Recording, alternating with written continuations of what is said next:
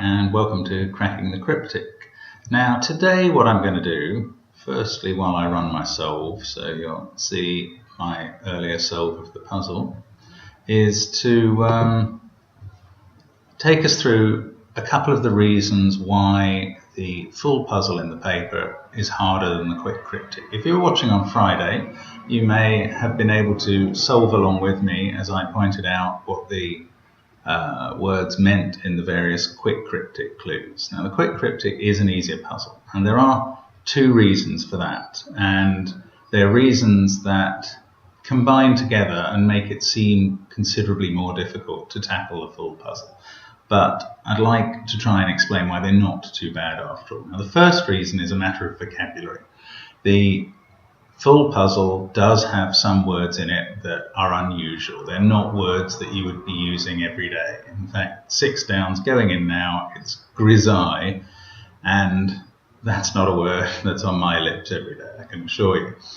So there are some words in the main puzzle that are unusual, but there are also some words that most of the words are not unusual. Only I would say 10 to 25% of the answers in a puzzle every day are words that you wouldn't be using regularly. And there is an extent to which that applies to the wordplay elements as well, but it just gives a bit of uncertainty, and that does put people off a little. However, there's always a way to get to the answer, and I don't think people should be put off. Now, the second reason why the puzzles are harder in the main paper is that the compilers have gone out of their way and used their skills to misdirect the solver. So words in the clue certainly may not mean what they appear to in the surface of the clue.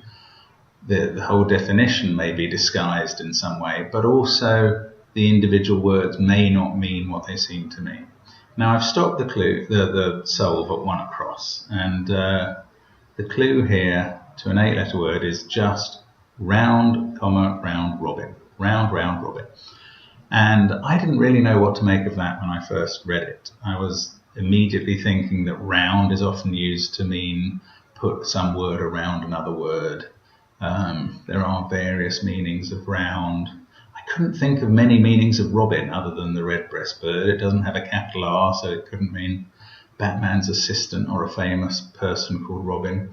And in the end, I kind of passed over the clue, came back to it. By the time we got to the point where I've stopped the video, I think I'd decided that the 2 rounds would each give separate parts of an answer, and that the whole clue would be an answer to Robin. And I was kind of disc could be round, so I put in disc. And I was thinking that words like discover or disclose begin with disc and end with another word. I couldn't make them fit the words in the clue either.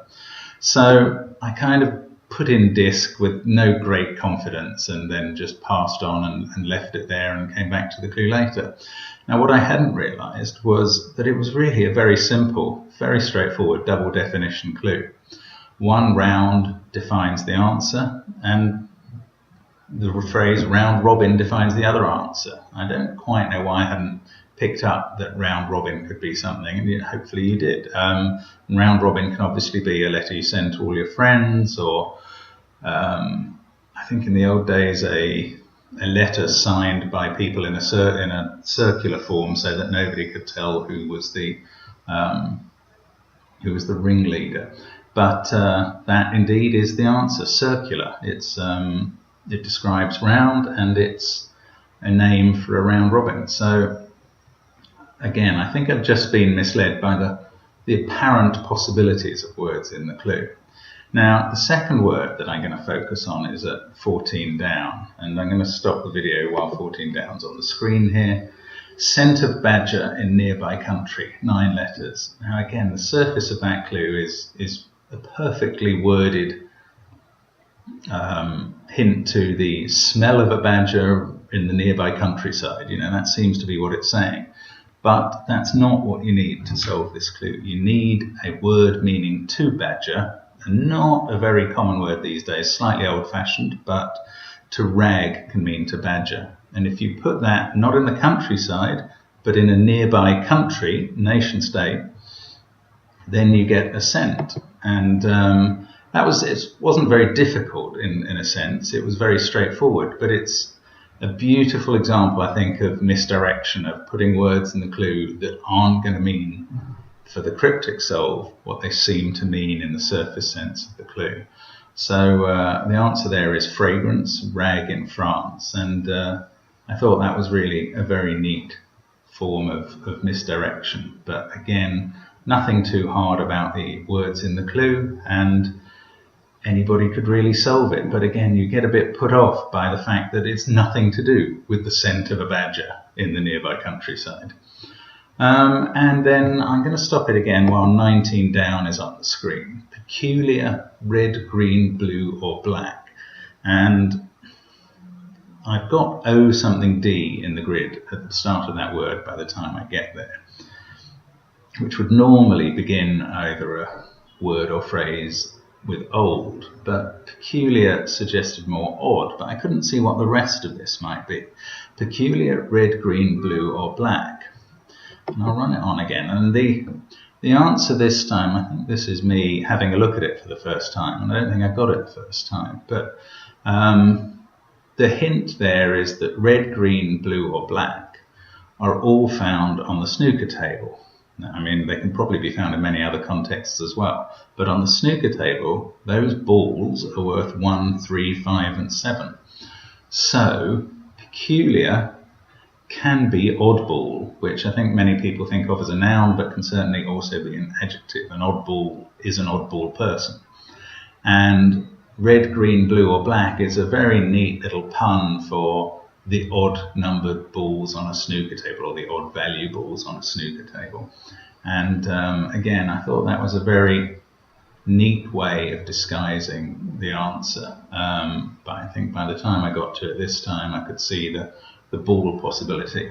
Now, I've put a misprint in odd ball, which I do notice. What I don't notice, I think, is either that I've misspelt circular at 1 across, or put the wrong letter in, and I haven't even completed 24 down, just missing the frequency for broadcast, which is a word for just, missing the F for frequency, and giving an answer that means to broadcast, which is air. So I finished the puzzle with plenty of mistakes and plenty of embarrassment, but that's how it works sometimes, and that's how the puzzle went for me. I hope that's helped. Maybe not, but I will come back to the format where we go through a quick cryptic solve for you at some point soon. Thanks for watching, and see you again soon.